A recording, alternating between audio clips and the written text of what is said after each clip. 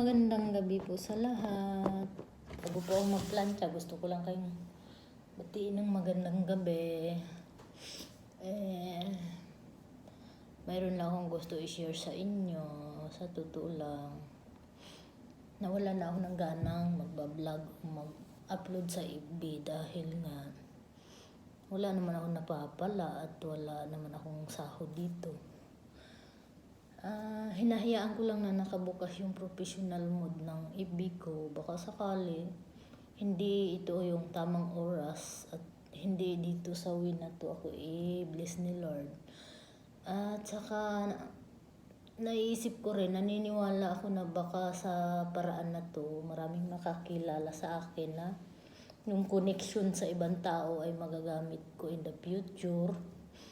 At saka may i-share ako sa inyo kung bakit tuwing day off ko ma-attend ako mga training seminar dahil marami akong gustong matutunan about business, investing, about marketing, tapos leadership, yung mga ganong kasi plano kong magtayo ng business pag nag-for good ako sa Pinas. Kaya gusto kong makaipon ng idea kung ano dapat kong gawin pag nag-for good ako.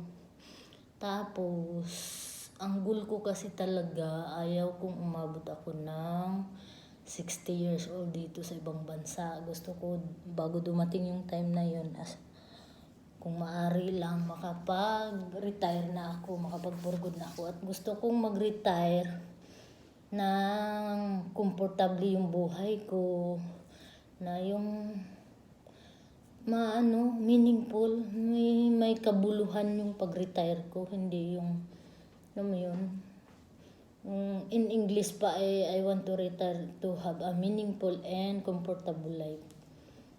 Kaya kahit busy ako, kahit pagod ako sa trabaho, yung day off ko, instead na magpahinga ako, ma-attend ako na training seminar kasi sa ganung paraan marami akong matutunan. Yung iba sa mga natutunan ko sa mga seminar na ina-attendan ko nai-apply ko na sa sarili ko.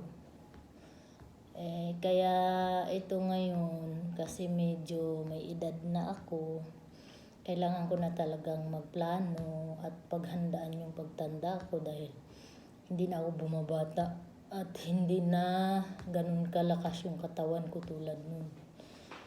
Kung baga sa medyo sa bahay pa, yung mga poste ng bahay ay unti-unti nang humihina na, alam mo yung ganun na marami nang naramdaman sakit, marami nang naglabasan ng sakit dahil nga sa may edad na at saka nung kabataan pa na, alam mo yun, hindi pinapahalagahan yung kalusugan.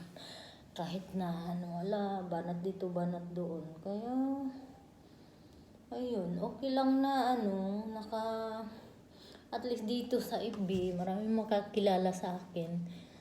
In the future, pag nagtayo ako ng business, maraming magagamit ko yung connection na yun para sa business.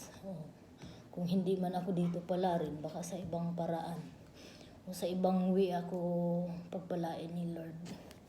I claim it, Lord, in Jesus' name. Yun lang guys, good night, sweet dreams. Ngayon hindi ako nakapag-church dahil nga dito sa mata ko, pagising ko kanina, maga at saka pulang-pula. Nakakahawa kasi itong sakit na to, kaya umiiwas ako sa maraming tao kasi ang bilis niya kumalat.